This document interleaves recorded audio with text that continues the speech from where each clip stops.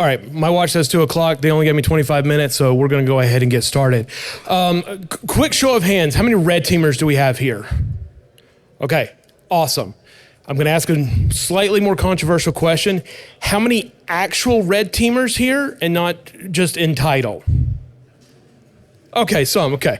We're going to get into this a little bit about the difference. Anybody here ever done a red team engagement on a space system?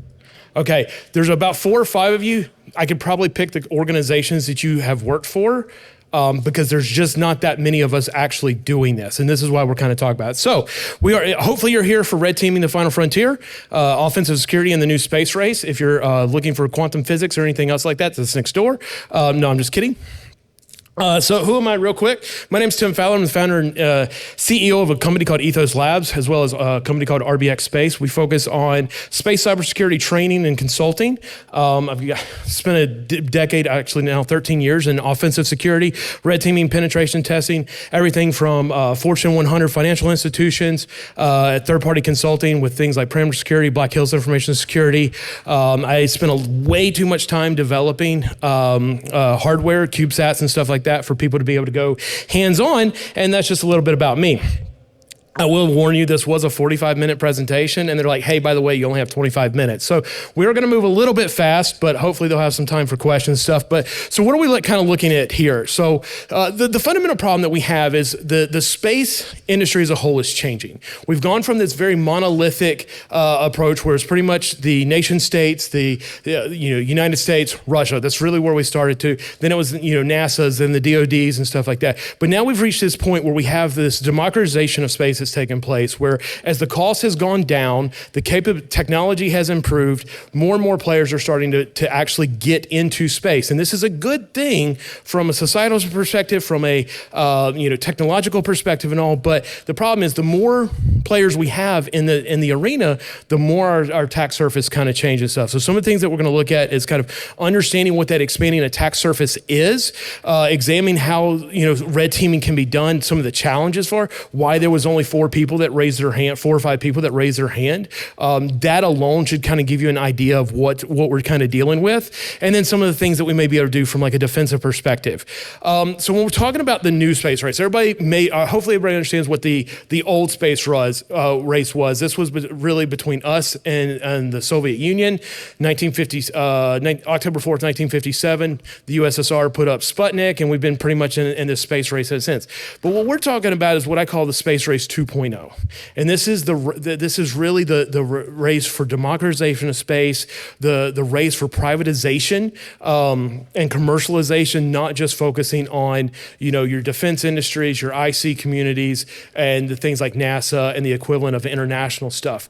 Part of what has happened here is cost has dropped down tremendously, especially as you have companies like SpaceX, Rocket Labs, various things that have been able to increase our launch cadence, increase the payload and the efficiencies of those launches. And then the technology has gotten cheaper. So now we can have things like CubeSats that are these cute little things that I play with and I'm specialize in. That we're able to launch for like sub 100 grand, which most of us probably don't have a spare 100 grand laying around and stuff. But when you're talking about a launch cost of putting something into space, that's like pennies from what we've dealt with from a historical perspective. And so as you have more and more players coming into the space, we've got to make sure that we're addressing the actual cybersecurity aspects of space is hard enough. Like it is actively trying to kill everything that you're trying to do. The whole engineering side of working in space is just to try to survive. There was a statistic, I think in 2017, 90% of CubeSats at launch never turned on. Just because it's hard, space is hard. So when we're talking about doing security in space, it gets even harder. So some of the things exponential growth. Oh, yes.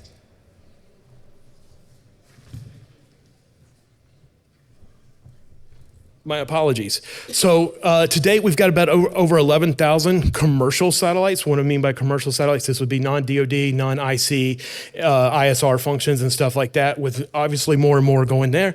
The barrier to entry has dropped so much that we have now a diverse ecosystem of operators, down to YouTubers such as Mark Rober, which I'm a big fan of Mark Rober, and stuff. He was able to launch a CubeSat to your DOD contractors, Lockheed Martin, Boeing, Raytheon, Pantheon, all of this stuff, and everything in between. We also have more interconnected systems than we've ever had before. Essentially, space now is just becoming an extension of the internet, and we all know that the internet is secure, right? Well, that's why we're here, because the internet's secure, right? Yeah. But also we have all these critical dependencies, things that we rely on day in and day out for just our quality of life stuff that are so dependent on the secure transmission and processing of our space data.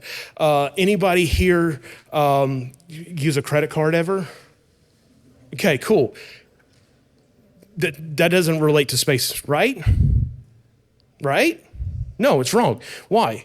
Every single financial transaction, whether it's your credit card, debit card, stock transaction, is based off time synchronization. Where does that time synchronization come from?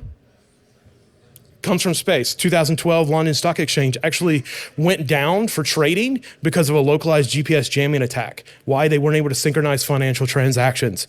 It's only going to get worse. So when we're talking about, why cybersecurity matters specifically, there's a couple of different elements. We obviously, from a national security perspective, regardless of what your country of origin is, probably most of us are U.S. based here stuff, but there's so many players in the space game now that everybody's looking at it from a national security interest perspective, but also just from an economic infrastructure and stuff. I mean, look how much value a company like Starlink has within the entire broadband services and stuff. If Starlink has a bad day, we're all having a bad day, or most of us and stuff. And looking at, we need to understand how cyber attacks can disrupt these critical systems or make it more difficult for us to respond accordingly.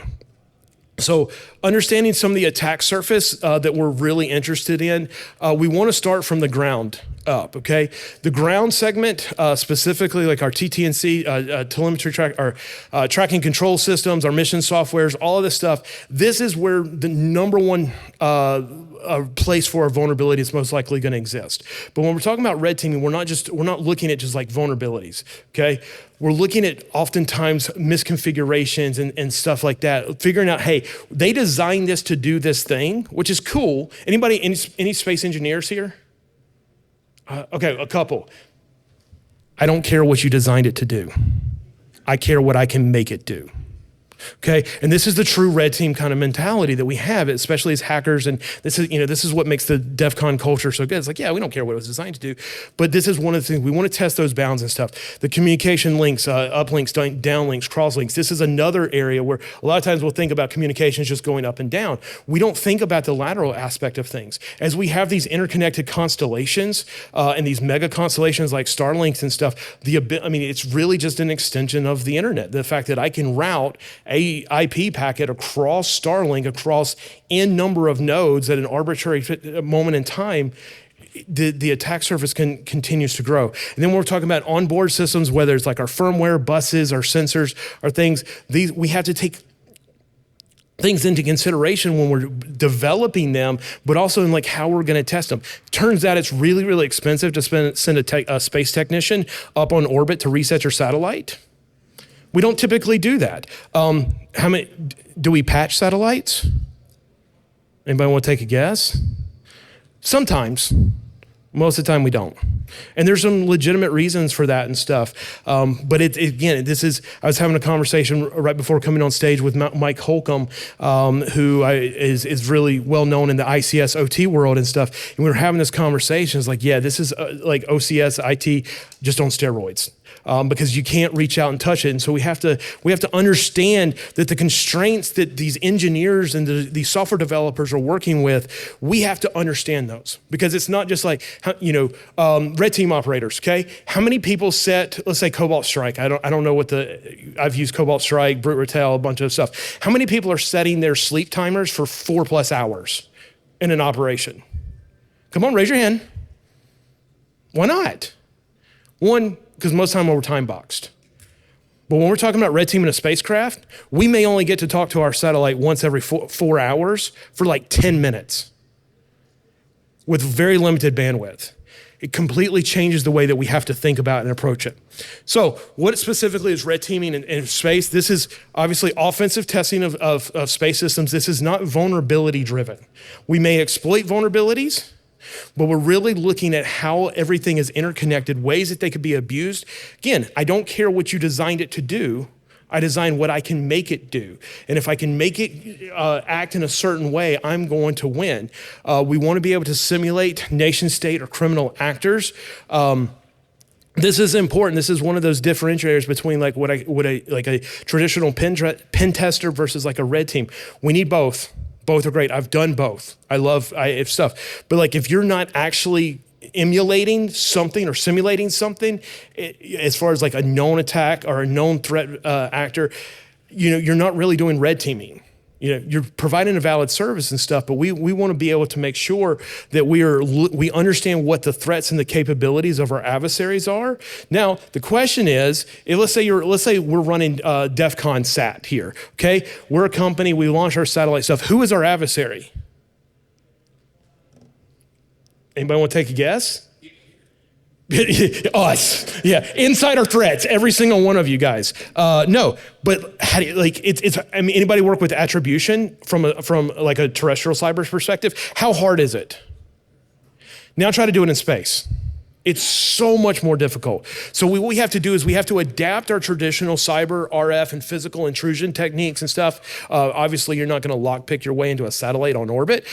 Actually, theoretically, you could do that back in the space mission or space shuttle days, but not anymore. But this is really, really difficult to the point that we only had about 4 people that raised their hands. Of the people that raised your hands, if you can answer, you may not be able to, did you ever do any red teaming on an on-orbit bird? Or was it just ground systems?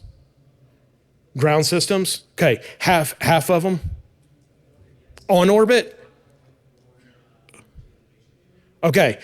Very, very few. You probably come out of the DoD side of stuff, more or less. Yeah, okay. I actually had to add this slide in very recently because it was just a few months ago, back in June, I believe, or the end of May, that it actually was published in collaboration with 6th Gen and Capella Space and CT Cubed. They actually conducted the first commercial on-orbit red team exercise that we know of. There have been red team exercises done through like Aerospace Corporation and stuff. This tends to be siloed to the defense sector. But the first time it is 2025. We've been flying in space since 1958 as a country. And this is the first time we're doing it. Why? Because it's freaking hard. It's freaking risky because it's a lot easier to test on the ground. There's a lot of liability and risk. So we'll look at the question of like, do we patch a satellite? Okay. I have had the misfortune of doing a lot of policy stuff as well as penetration testing and compliance things, and I've done a lot of stuff. But so it's sometimes hard for me to take my cybersecurity hat off and like we're just gonna do the things right way. I work for a company that right after I left, they released some stickers, said patch your shit. And I understand the vein, and like I was like, yeah, that's funny, it's cool. But the reality is I was going to work for a company where we had a contractual obligation to maintain a Windows 95 system for a very long time. You're not patching that. Like you can't just patch things and stuff. And so we have to make sure that we understand the realms that we're looking at. So some of the unique challenges that we're gonna go up in is just the physical and accessibility of the targets, okay? Once it's integrated into the rocket, that's it. Like we're not gonna touch it, we're not gonna be able to do stuff. So do we have the capabilities of, actually conducting these exercises? I got some insider knowledge from the exercise with 6th Gen and stuff, that the only reason they were able to pull that off is because the satellite was degrading much faster than they were going, and they had about 6 days before they were gonna lose contact with the satellite forever. It was in the end of mission and stuff like that. That was kind of the reason that they were able to do that. Because let's say, here's a situation, we're gonna patch a satellite, okay? We've got a vulnerability, we've identified it, it's on orbit. If we patch it and it's unsuccessful, we lose the satellite, end of mission. Or we leave it operating, hope and pray that it doesn't get exploited, but if it does, we lose the satellite and it's end of mission. What do we choose? We're never patching. Okay, it's just the reality of it. If you want to look at things from a spectrum, you have mission operations.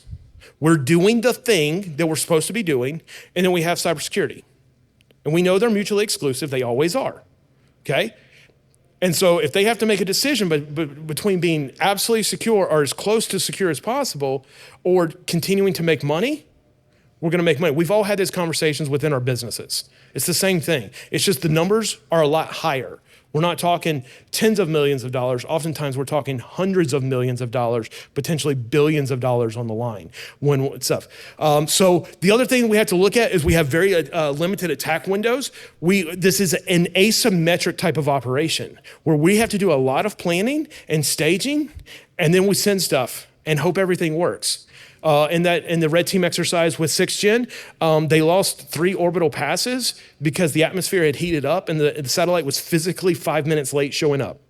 And they had already scheduled out the tasking on the antennas. So they lost that entire opportunity to be able to do these things. These are unique constraints. And then obviously the multi-domain attack vectors using electronic warfare-enabled cyber-enabled electronic warfare, being able to do those things are stuff. Anybody familiar with Metasploit for space? Doesn't exist, okay? Why? Because one, there's not a whole lot of us doing this, at least from a public perspective and all, but we just generally lack the customized, specialized tools to do some of this stuff. You can't, it's not all just TCP IP and things like that. Oftentimes you're gonna have very custom tools and stuff. We also typically don't have a adequate simulation environment to be able to test again. We should be red teaming our processes all through the development process. Okay, we should be. Again, are we? Probably not, but we really should be utilizing things like digital twins and flat sats and stuff. We should be able to get in front of most of this ahead of launch, but oftentimes we're not able to. And then we just need to. I mean, how many people here specialize in orbital mechanics?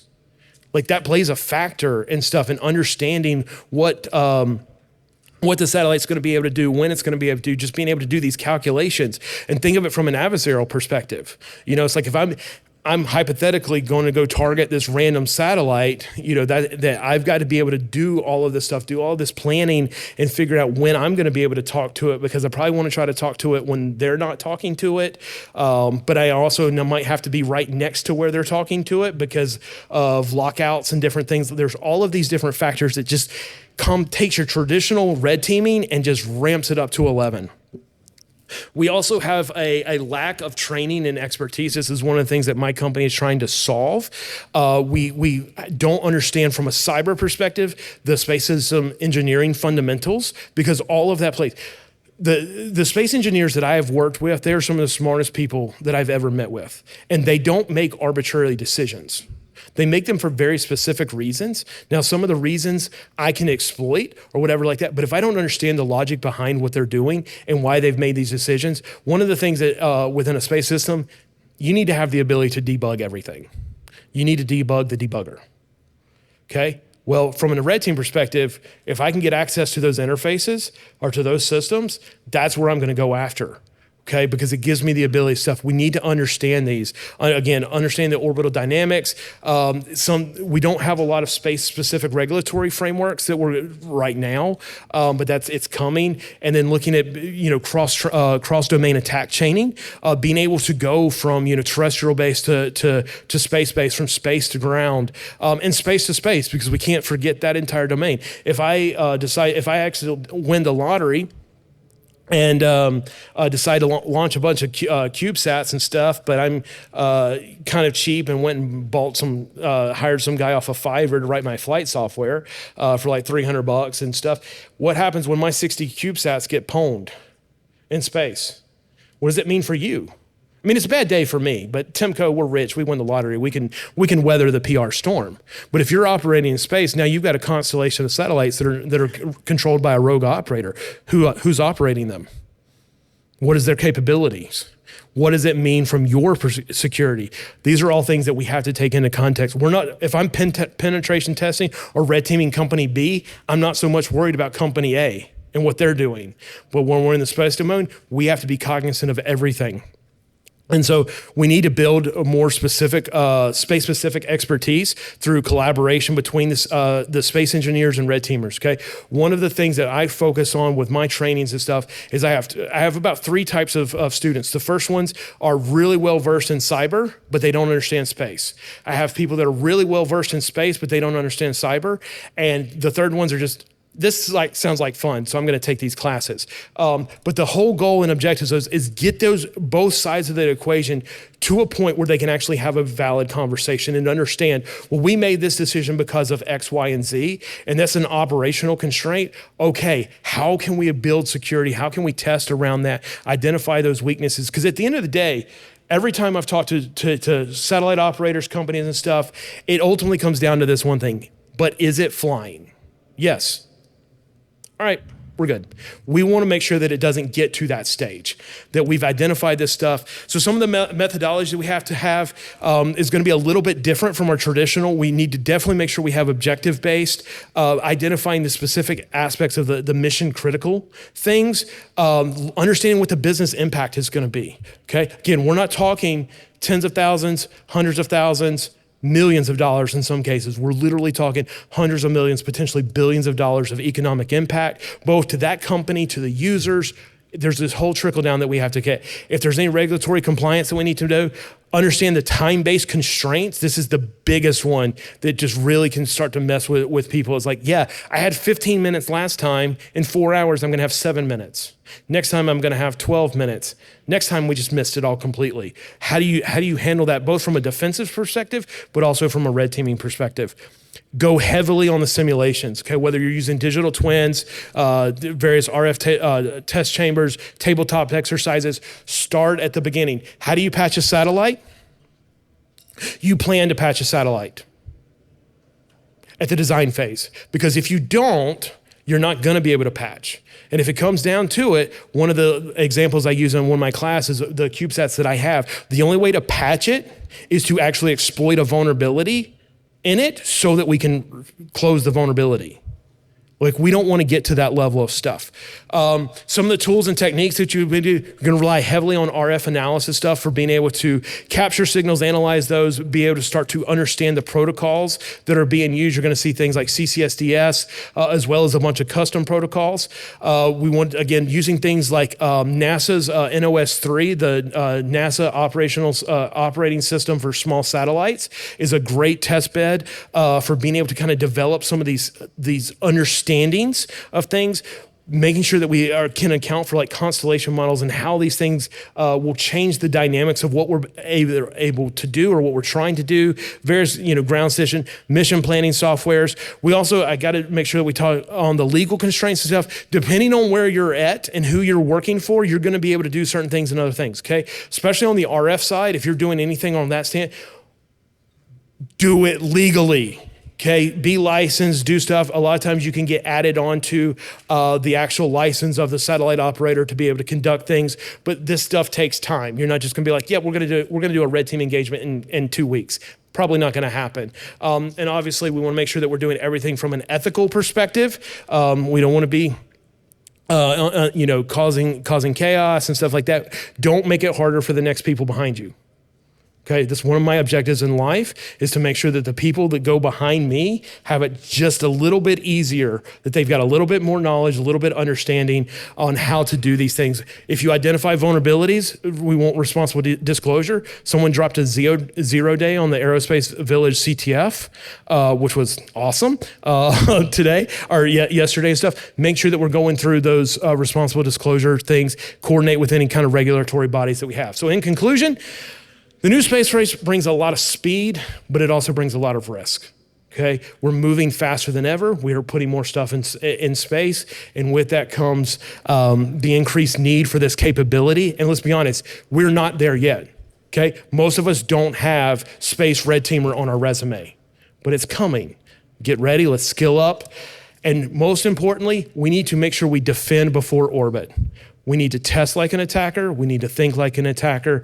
And if we do that before orbit, we're gonna have a much easier time. And that is it. So,